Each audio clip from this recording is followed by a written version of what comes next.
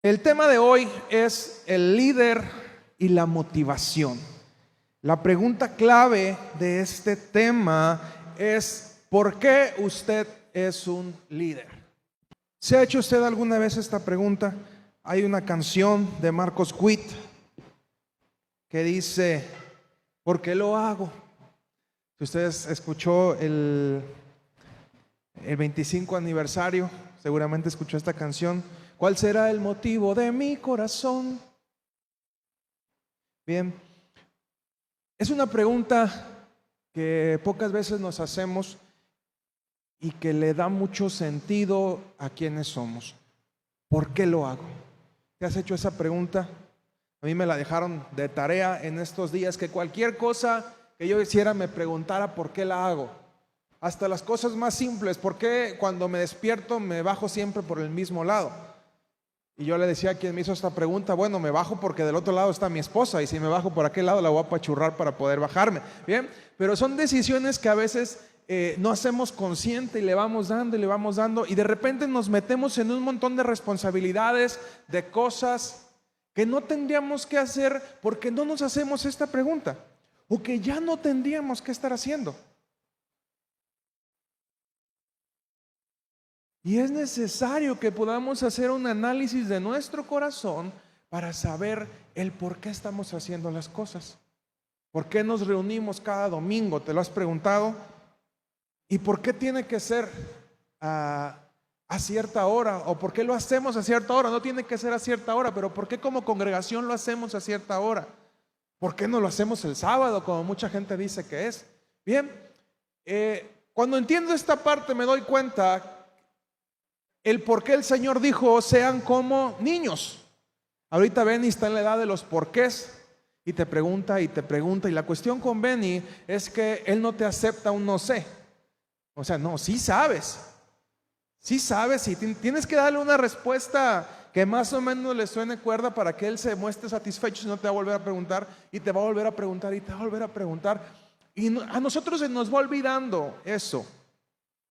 Nos vamos entrenando para ser tan mecánicos. La vida nos entrena para ser tan mecánicos. En un trabajo normalmente tenemos que hacer la misma cosa de repetidas ocasiones, y no nos ponemos a pensar por qué la hicimos así, o si acaso existen nuevas formas de hacerlo, o formas más eficientes. ¿Les ha pasado que de repente ustedes descubren, no sé, un camino para ir a su casa que es más rápido, y ustedes siempre se fueron por donde mismo? Ese es un claro ejemplo. ¿Cómo se va usted a su casa? Normalmente nos vamos por el mismo camino siempre.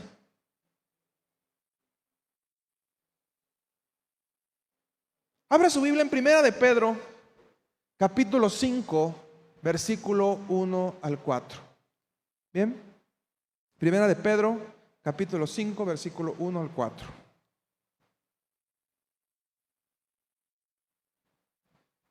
Dice: ruego a los ancianos que están entre vosotros, yo anciano también con ellos, y testigo de los padecimientos de Cristo, que soy también participante de la gloria que será revelada. Apacentad la grey de Dios que está entre vosotros, cuidando de ella, no por fuerza, sino voluntariamente, no por ganancia deshonesta, sino con ánimo pronto, no como teniendo señorío sobre los que están a vuestro cuidado, sino siendo ejemplos de la grey. Y cuando aparezca el príncipe de los pastores, vosotros recibiréis la corona incorruptible de gloria. Te vuelvo a hacer la pregunta, entonces, ¿cuál es tu motivación para ser líder? Cuando uno es líder, toma una responsabilidad diferente, un grado de complejidad de lo que hacemos diferente a lo que hace la mayoría de las personas. ¿Por qué aceptamos ese reto?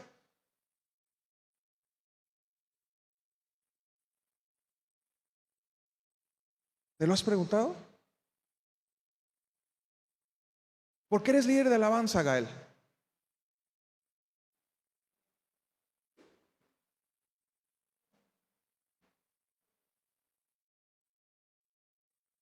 ¿Te la dejo de tarea?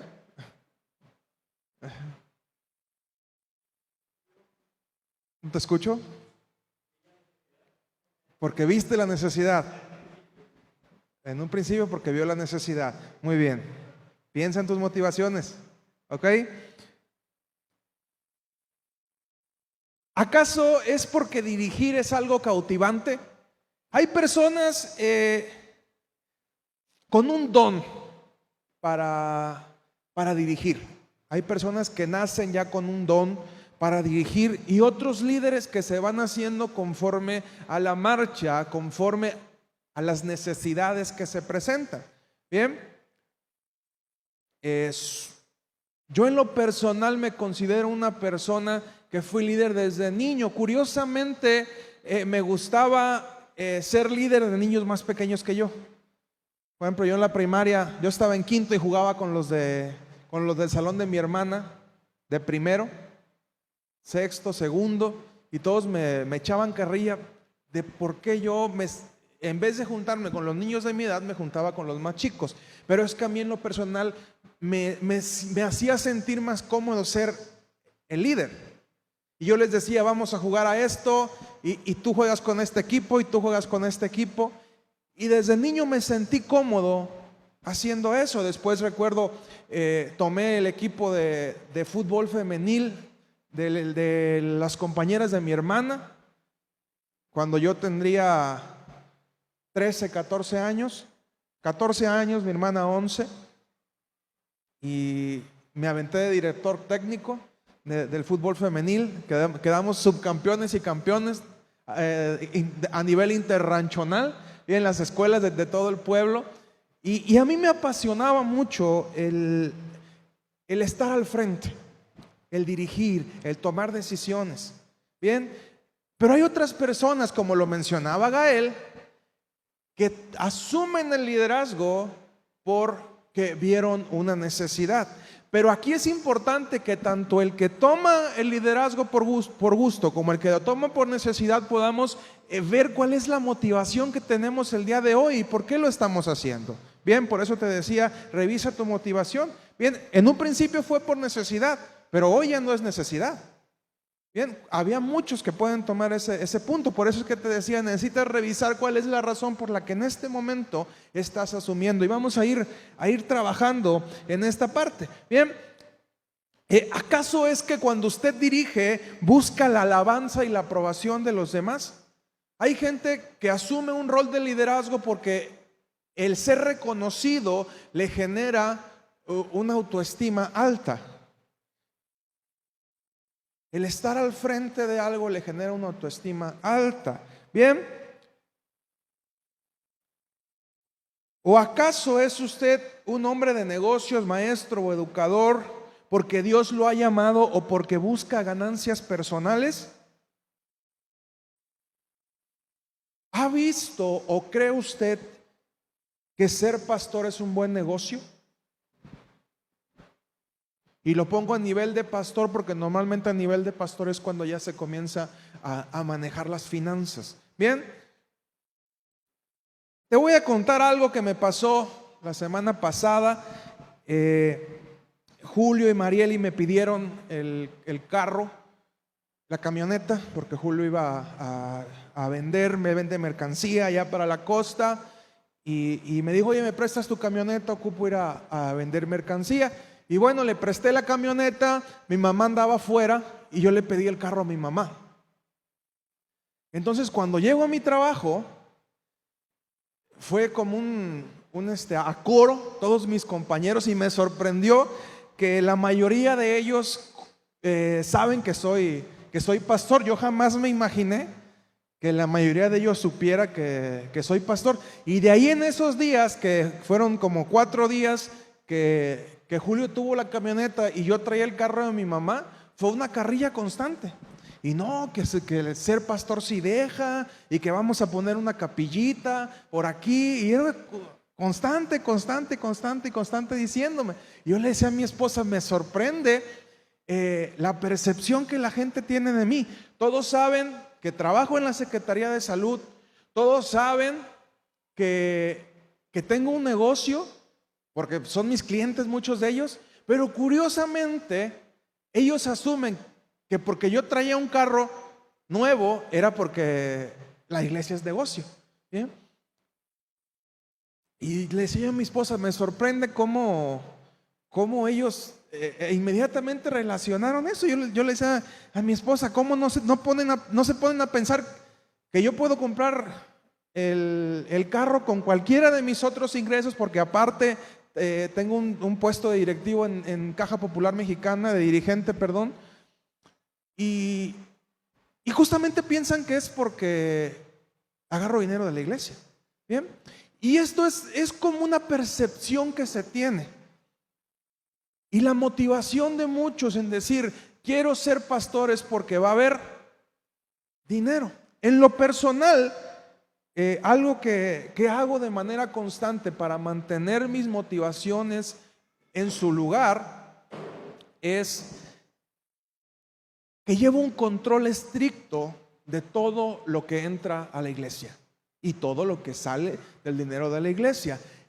Y ese control, sé que a muchos de ustedes les ha tocado que yo les entrego de manera escrita cada aniversario y les digo, esto fue lo que entró de dinero y en esto fue lo que gastamos. Bien, porque eso me mantiene, el saber que yo tengo que rendir cuentas, a mí me mantiene con mi motivación correcta, de que yo no hago este trabajo por obtener dinero, porque yo no dependo económicamente del ministerio, yo no vivo del ministerio, yo vivo de un montón de cosas que hago aparte, y el ministerio, hago esto para poder hacerle ver también a usted que cuido la motivación que yo tengo en estar en este lugar. Bien, a menos que proceda de Dios, nadie debería de ser un líder cristiano. Nadie debería de tomar un puesto de liderazgo en una iglesia a menos que Dios se lo pidiera. Porque es un gran compromiso. No menos esta semana platicaba yo con mi hermana, con Mari, la que está en Querétaro, y le decía, entiendo que el compromiso más grande que tengo en el manejo del dinero, quizá lo que uno gana te sientes con más libertad de gastarlo, pero yo le decía, el dinero que es de la iglesia yo lo miro y lo trato con respeto. Y así en cualquier otra cosa. Bien, uno puede cometer errores afuera, pero yo en serio que me la pienso mucho en decir, voy a cometer un error en la iglesia. ¿Por qué? Porque entiendo que el patrón de aquí es el mero, ¿verdad?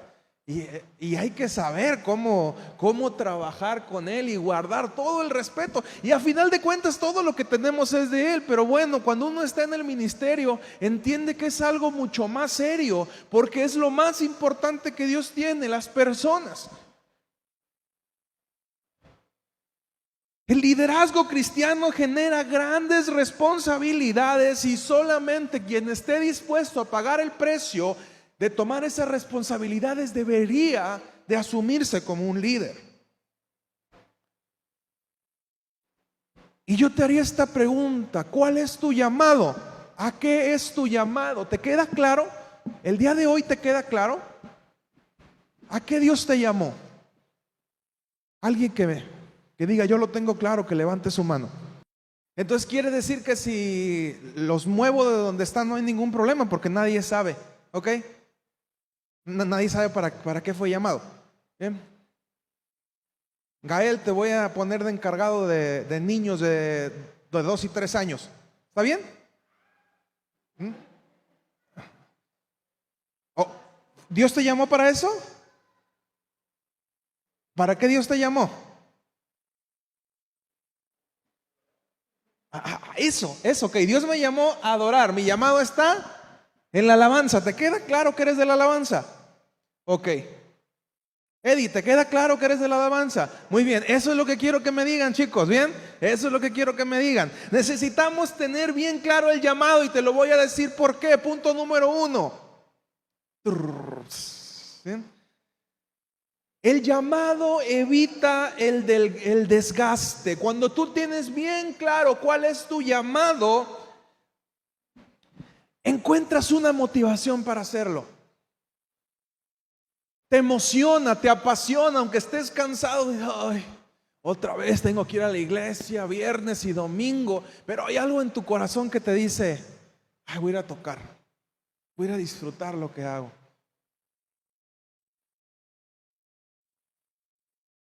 Te motiva y de repente, a mí en lo personal, el venir y estarte compartiendo, yo disfruto mucho el poder estar en este momento y créeme, puedo estar bien cansado. Antes de venir me estaba bien cansado, no he podido dormir bien en los últimos días, pero el hecho de estar aquí me motiva a venir porque disfruto el poder darte lo que el Señor me está mostrando.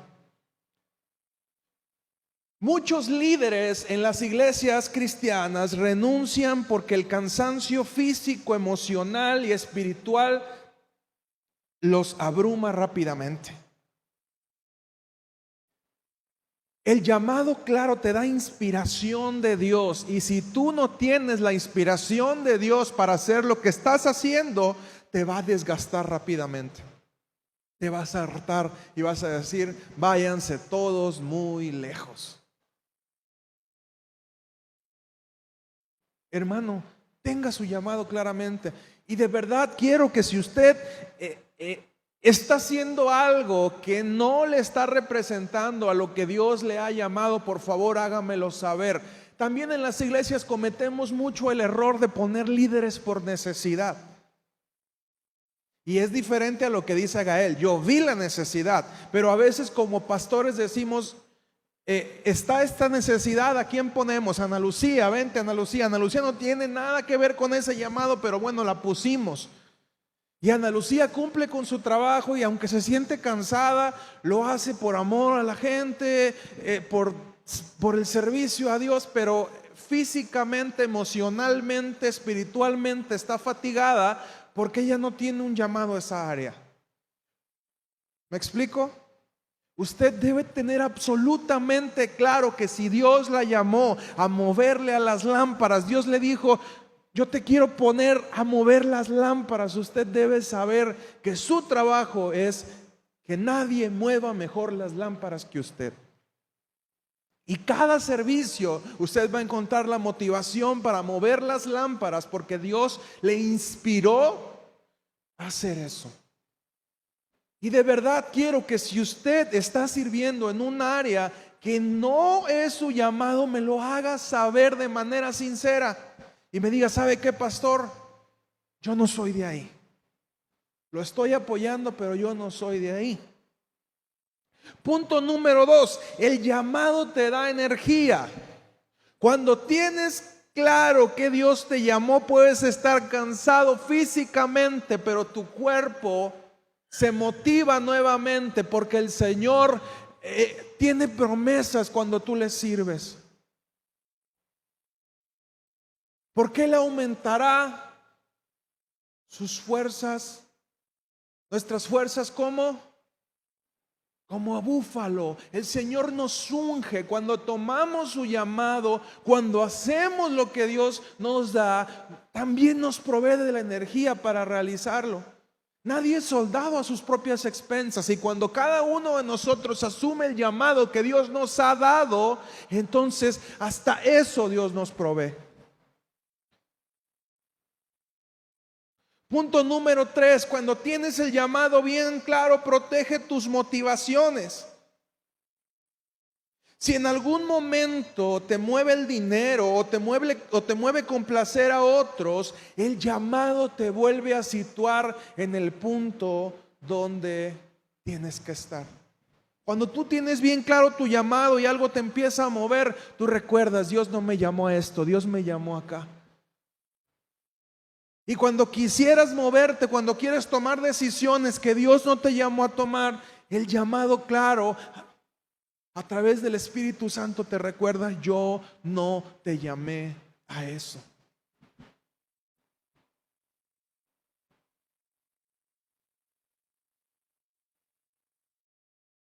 Y usted me va a hacer la pregunta, ¿cómo puedo saber que tengo un llamado claro? El domingo pasado en la prédica veíamos la forma en la que Dios llamó al apóstol Pablo. Y la mayoría de nosotros quisiéramos que Dios fuera así con nosotros, ¿verdad? Que se abrieran los cielos, un ángel o Jesús mismo viniera y te dijera: yo te he llamado para esto. Pero déjame decirte que la gran mayoría de las personas no recibe un llamado de esta manera. Hay algunas en las cuales Dios mismo se presenta con ellos, y usted puede encontrar en la Biblia algunos de esos casos, pero la mayoría de la gente no es así.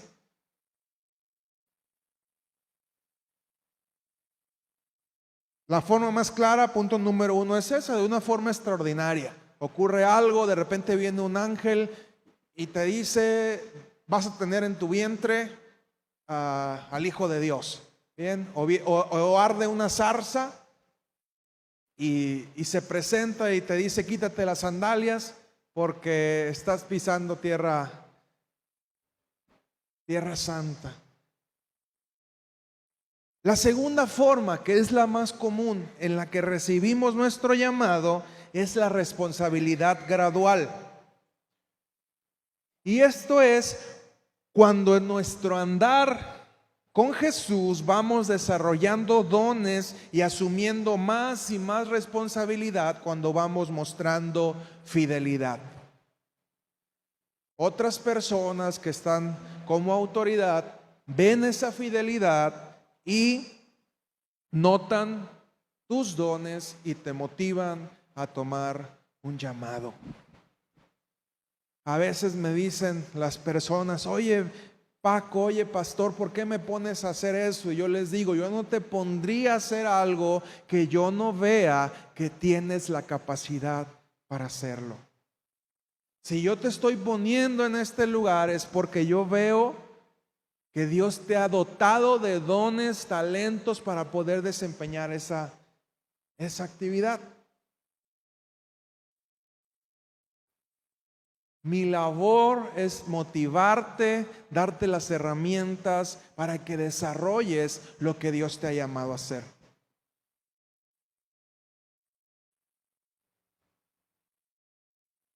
El lugar donde estás también tiene que estarte sumamente claro.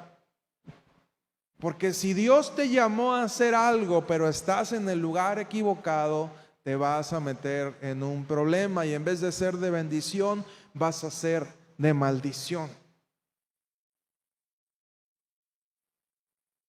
¿Dónde Dios te ha llamado a estar? ¿Dónde Dios te puso a hacer lo que tienes que hacer?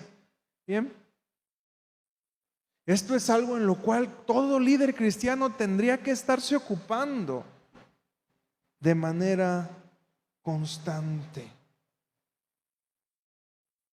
Usted podría responder con seguridad: ¿estoy aquí porque Dios quiere tenerme aquí?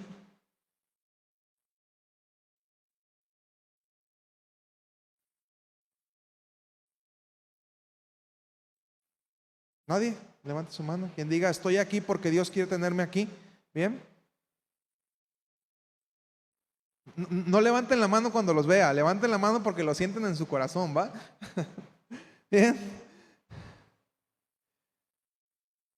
El liderazgo cristiano consiste en cuidar la grey, en servir. Usted como líder tiene que ser alguien que esté motivado a dar. El liderazgo cristiano tiene que ver con dar tu tiempo, dar tu dinero, dar tus oraciones, dar tu amor en servicio por otros. Y hay algo que no falla cuando tú das. Cuando Dios ve que tú como líder estás asumiendo un lugar para dar, Dios dice: yo te respaldo. ¿Me explico? A veces decimos: no, Señor, es que no tengo para dar. Cuando tenga para dar, yo voy a dar. Y dice: no, da. Y es como el relato de la viuda del profeta con Eliseo. Le dijo: ¿qué tienes? Y ella dijo: aceite. Consíguete todas las vasijas que puedas. Y dice que entre más le echaba, se llenaba una, se llevaba otra, se llenaba otra, se llenaba otra, se llenaba otra, hasta que no hubo más recipientes. Y en ese momento el aceite cesó. En el momento en que nosotros nos convertimos en personas que damos, Dios nos da también a nosotros. Con una mano recibo, con otra mano doy y en medio disfruto. Disfruto al recibir, disfruto al dar. Y cuando generamos ese movimiento, nos convertimos entonces en un río. Y el agua que corre es agua que no se estanca, es agua donde hay vida. Y el agua que se estanca, lo único que genera es muerte. El líder cristiano se centra más en hacer que en hablar, mostrar y demostrar. La motivación que debemos tener es ser ejemplo. Esperar que otros me imiten. ¿Te atreverías a decirle a alguien: haz como yo hago? Es que yo no sé cómo ser cristiano, haz como yo hago. Es que yo no sé cómo estudiar la Biblia, haz como yo hago. Es que yo no sé cómo compartir la palabra, haz como yo hago. ¿Te atreverías a decir eso?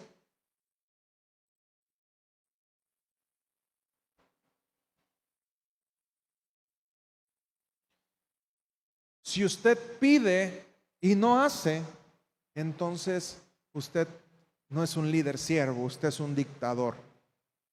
Si usted espera tener autoridad para que usted diga y otros hagan, entonces usted es un dictador.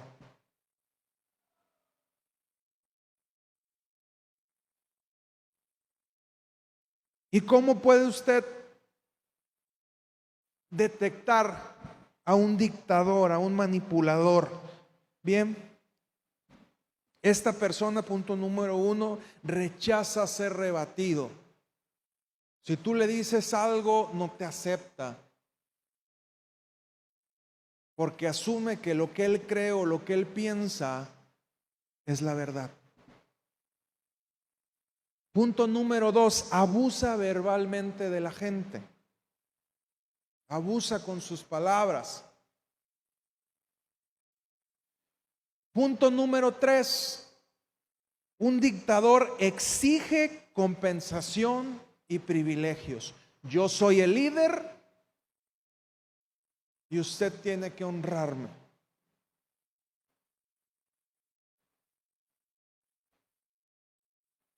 Yo tengo una frase que la trato de mantener en mi cabeza, y es que la honra siempre debe de ir del menor al mayor. Cuando la honra se pide del mayor al menor, es tiranía. Si usted tiene que decirle a sus hijos que lo honren,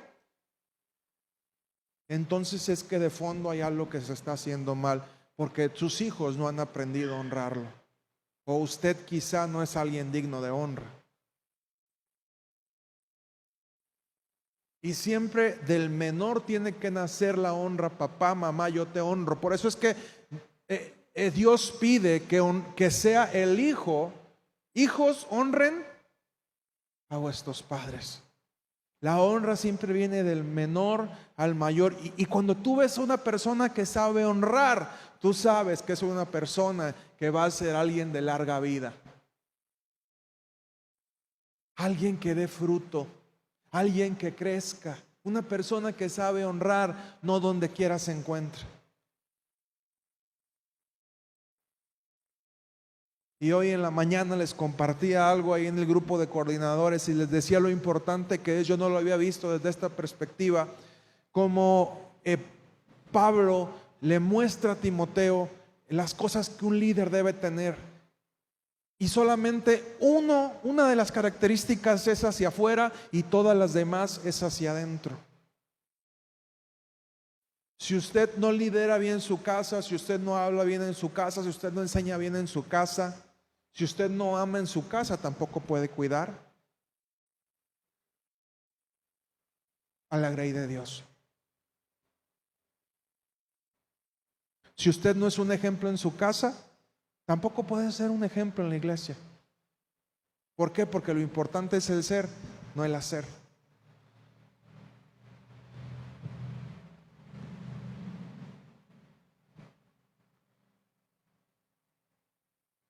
La verdadera influencia de un líder cristiano debe venir de la habilidad para ser un ejemplo imitable. La habilidad, diga conmigo, la habilidad para ser un ejemplo imitable. Su vida debe ser tan clara, tan transparente, tan práctica que cualquiera que lo vea lo imite. Y en esa imitación imite a Cristo. Es un gran reto el que tenemos. Segunda de Corintios 13:10, Cristian, por favor.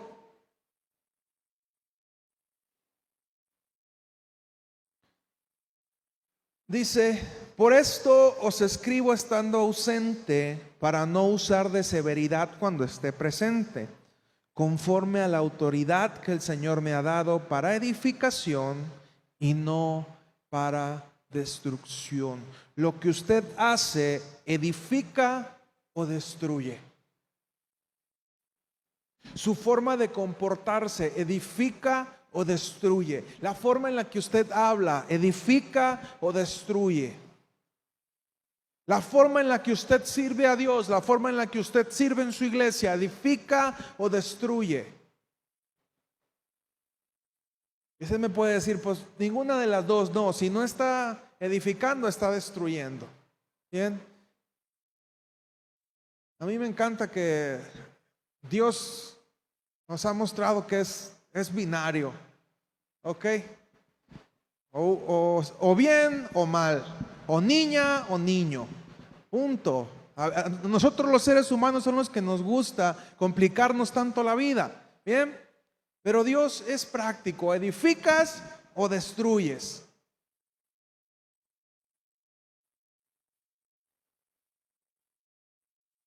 A ver si no me censura Facebook por esto. Usted puede usar su liderazgo para beneficiarse o para beneficiar a otros. O usted se beneficia a usted mismo o usted beneficia a otros. Así de práctico es el liderazgo cristiano. Yo te haría esta pregunta: ¿en dónde estás? Y esto parte de la motivación, el por qué estás haciendo lo que haces, para qué lo haces.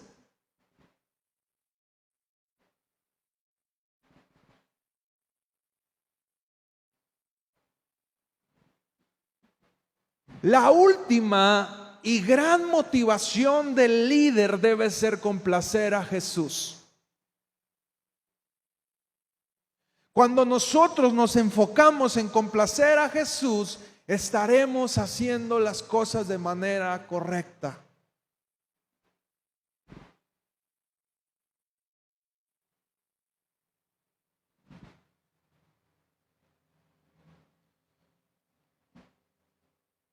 Y a veces podemos usar esto de una manera incorrecta, ¿verdad? Podemos usar esto, no es que, ¿sabe qué, pastor? Yo obedezco a Jesús y no me importa lo que diga usted. Bien, Jesús entendía lo que era la autoridad. Y si usted toma una actitud como la de Jesús, seguramente va a actuar de manera correcta.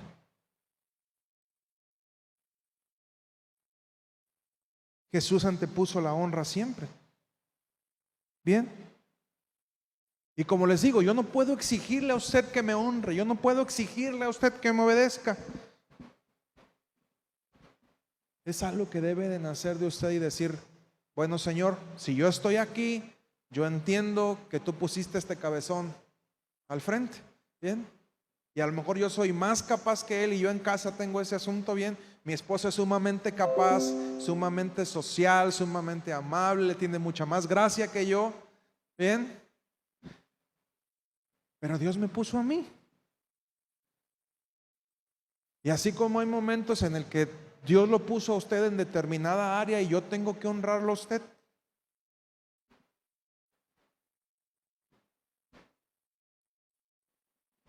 Y si a mí me toca, que me ha tocado estar en la alabanza, yo no puedo llegar el domingo y decirle: ¿sabes qué, Gael? No vas a tocar esas. Yo quiero que toques estas. ¿Bien? Pero es que ya ensayamos, no me importa. Yo tengo que aprender a sujetarme en ese momento y decir, bueno, Gael dijo que tocábamos esas, pues tocamos esas. Durante la semana yo le puedo decir, Gael, oye, ¿qué te parece esta? Le sugiero, ¿qué te parece esta otra? Y digo Gael porque me ha tocado estar ministrando con Gael, ¿bien? Gael, ¿y si esta canción qué te parece? Porque bueno es Dios, grandes son tus maravillas, ¿bien? En las oldies, porque pues yo soy más viejito que ellos, ¿bien? Ellos son de Gilson para acá, yo soy de Marcos Witt, Danilo Montero, Marcos Barrientos y todos los Marcos existentes, ¿bien? Marcos Viral. Pero hay un momento donde yo como pastor, si entro bajo la cobertura de un líder y le estoy delegando la responsabilidad a ese líder, tengo que respetar la autoridad que yo mismo he delegado. ¿Me explico?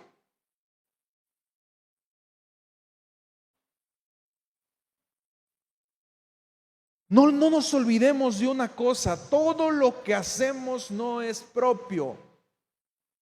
Cuando usted está al frente de la iglesia, usted tiene que tener en cuenta que usted no es dueño de absolutamente nada. Todo es de Dios. Aún de lo que consideramos propio, todo es de Dios porque somos sus esclavos.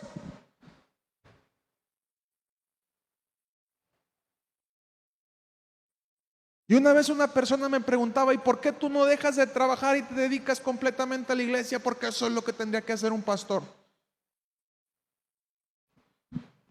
Yo le decía, mira, el día que a mí Dios me diga que deje de hacer lo que hago, lo dejaría de hacer. Pero así como Dios me tiene en la iglesia, me tiene en mi negocio, me tiene en mi trabajo. Y si me voy a meter a algo, trato de preguntarle a Dios si Él quiere que esté ahí.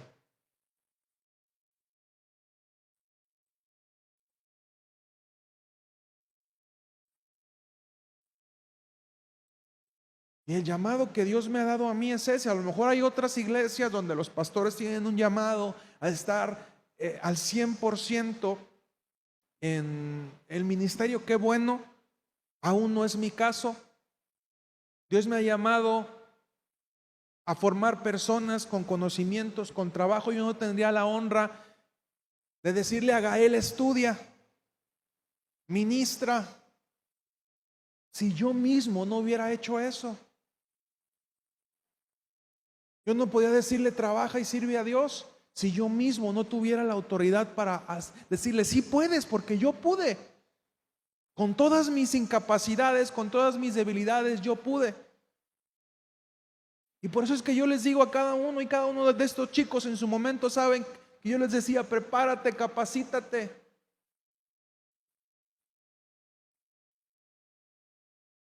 Habrá otras iglesias que no lo hacen así, qué bueno, qué padre, es su llamado, es su forma, pero el llamado que a mí Dios me ha dado en este lugar es a formar personas capacitadas.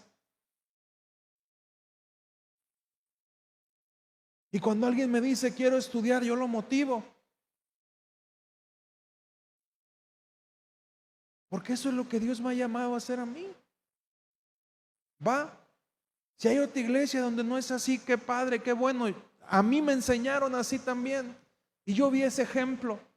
Y cuando yo no quería estudiar me decían, no, adelante y síguele.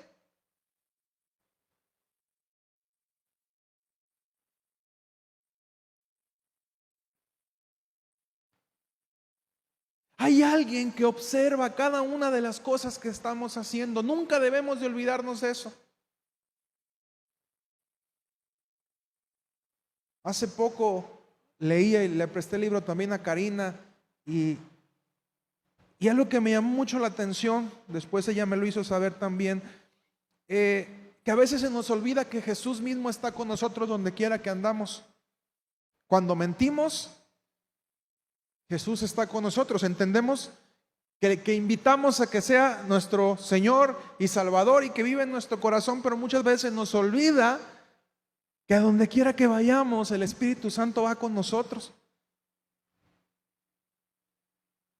Y cuando se sube la temperatura con el novio, se nos olvida que Jesús está con nosotros. Cuando empezamos a mirar a otra mujer, se nos olvida que Jesús está viendo también. Y cuando lo ves así, te das cuenta que ya no andas solo por la vida. Ahora el Espíritu Santo va contigo. Cuando te comes tu elote, el Espíritu Santo está contigo. Cuando te tomas la coca, el Espíritu Santo está contigo.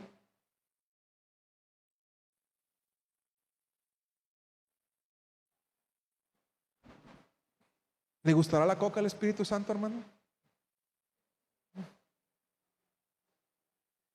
Y se nos olvida hacernos esta pregunta. Espíritu Santo, ¿te gusta esta película que vamos a ir a ver al cine?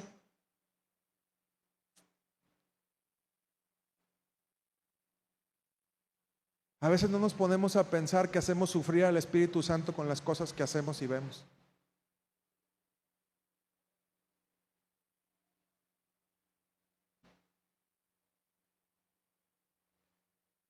Espíritu Santo, ¿la pornografía que voy a ver te gusta?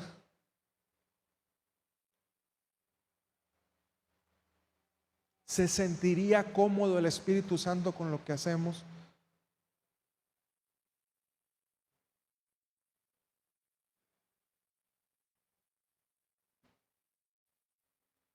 Creo que tendríamos que trabajar en hacer más conscientes aparte.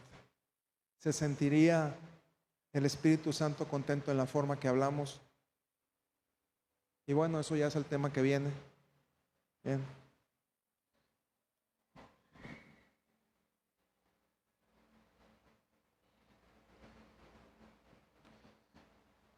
Los líderes terrenales obtienen recompensa en la tierra.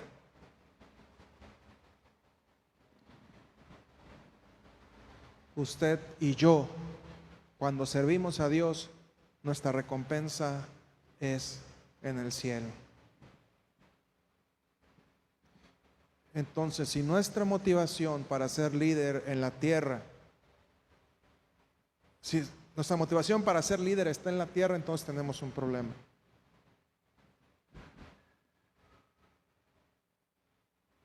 Yo por mucho tiempo quería ser cantante, quería escribir una canción, como dijera Juanes. Yo solo quiero pegar en la radio para ganar mi primer millón, para comprarme una casa grande donde viva mi corazón. ¿Ha escuchado usted esa canción? ¿Bien?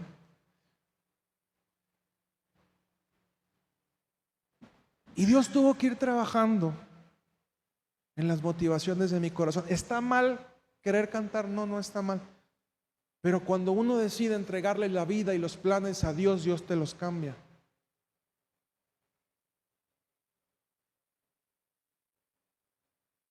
Y compartí a mi esposa el domingo del pastor Rey Matos, que él quería ser médico y Dios le decía, no, te vas a ir a ese pueblo. Él decía, no, Señor, yo quiero ser médico. No, te vas a ir a ese pueblo.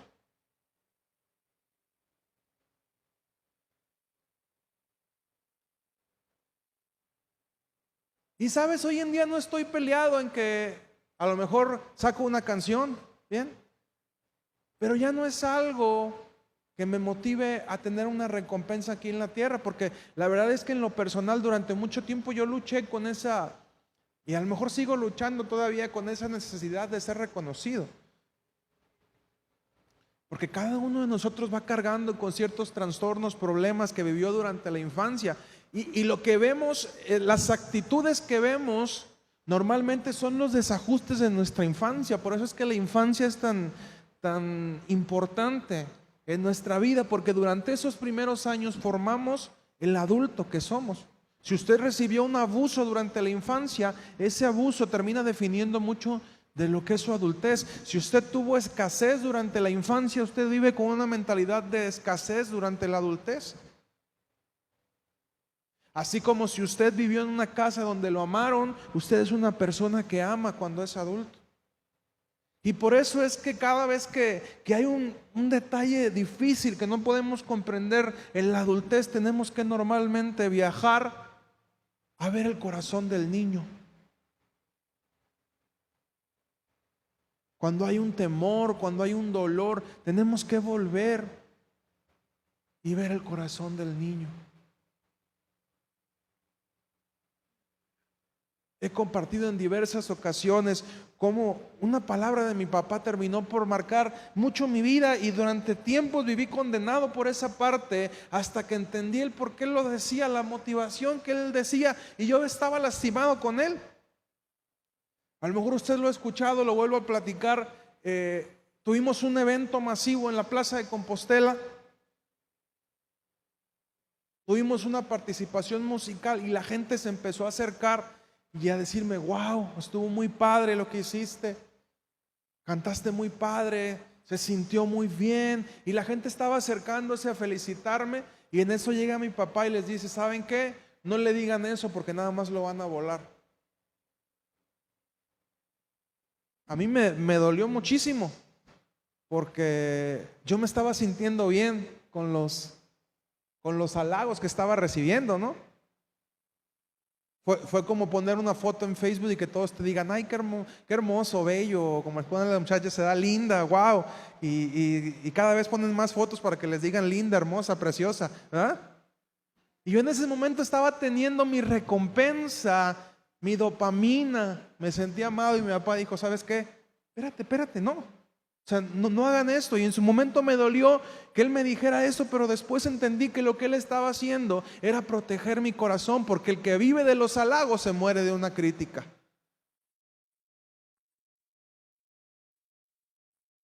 Y si su identidad depende de lo que le digan que hizo bien, entonces en el momento en que le digan que hizo mal, usted se muere.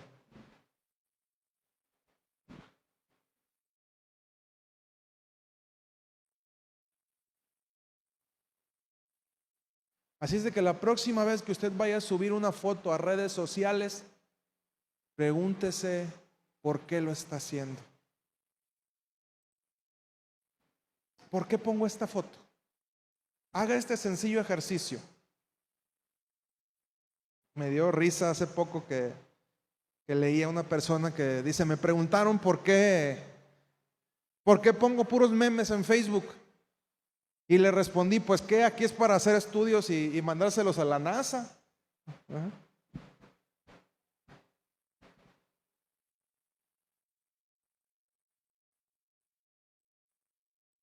Tenemos que aprender. Y te voy a dejar esta tarea aparte de la tarea escrita. Cada vez que subas algo a Facebook, pregúntate por qué lo subes. ¿Cuál es la necesidad que está de fondo? ¿Cuál es la motivación que está de fondo para que hagas lo que estás haciendo? También mi esposa una vez me comentaba: ¿por qué quieres subir todo a Facebook? ¿Por qué quieres grabar y subir, grabar y subir? Yo le digo: ¿sabes qué? Mientras Dios me permita estar predicando, yo entendí que tengo que poner la palabra ahí. Si la ven 1, 2, 3, 10, 15, 20, los que la vean, si yo puedo compartir lo que Dios me está dando a través de este medio y utilizar esta plataforma para que la palabra sea difundida, mientras pueda lo voy a hacer, porque seguramente me van a censurar un día.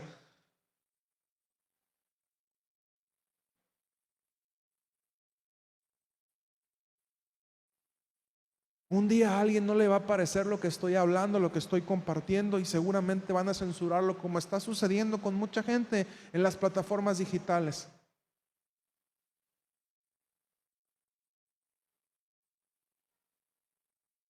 Entonces, ¿por qué eres un líder?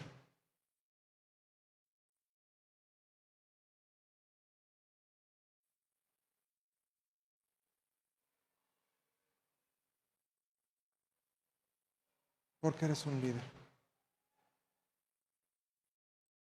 Ya en las plataformas digitales, en distintas plataformas digitales, en podcasts, varias de podcast, en Facebook y en YouTube se están subiendo los videos.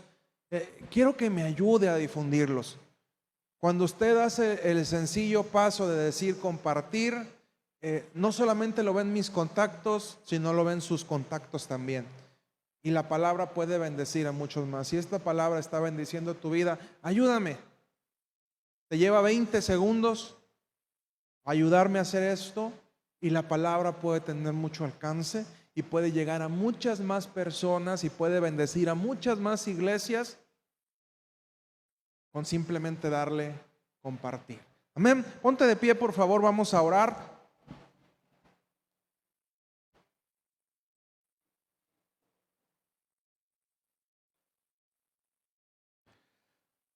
Señor Jesús, entiendo, Padre, que si nos has traído hasta este momento y hasta este lugar, es porque quieres, Padre, que escudriñemos en lo profundo de nuestro corazón. El por qué, Señor, estamos haciendo lo que hacemos. ¿Por qué damos clases? ¿Por qué servimos a otros? ¿Por qué esperamos en la puerta? ¿Por qué tomamos un instrumento, Señor? ¿Por qué servimos a otros? Queremos, Padre, ante todo agradarte y encontrar, Señor, el lugar donde tú nos has llamado a estar. Porque qué fácil, Señor, es envolvernos en tantas y tantas cosas, Señor, y convertirnos solamente en hacedores, pero se nos olvida el por qué estamos haciendo lo que hacemos, Señor. El por qué estamos en el lugar que estamos y nos perdemos de bendiciones, Señor, porque nos aferramos a cosas que no deberíamos de aferrarnos, Señor. Padre, habla al corazón de cada uno de tus hijos. Muéstrales en dónde es que tú los has llamado a estar, Señor, y que puedan hacer con un corazón gozoso cada una de las cosas que hacen, Padre, porque tu palabra dice que tú amas al dador alegre, Señor.